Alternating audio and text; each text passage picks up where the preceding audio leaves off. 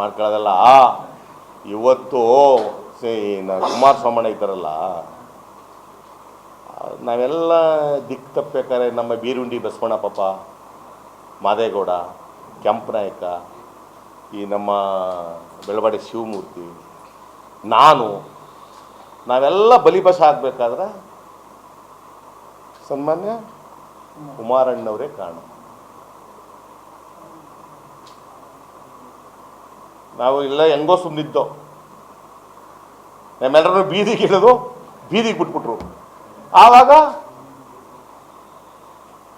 ಕಾಂಗ್ರೆಸ್ ಪಕ್ಷಕ್ಕೆ JDS ಪಕ್ಷಕ್ಕೆ ಉಳಿಸ್ಕೊಳ್ಳೋಕ್ಕೋಸ್ಕರ HD ದೇವೇಗೌಡರು ಬಂದು JDS ಪಕ್ಷಕ್ಕೆ ಉಳಿಸ್ಕೊಂಡ್ರು, ನಾವೆಲ್ಲ ಕಾಂಗ್ರೆಸ್ ಪಕ್ಷಕ್ಕೆ ಬಂದು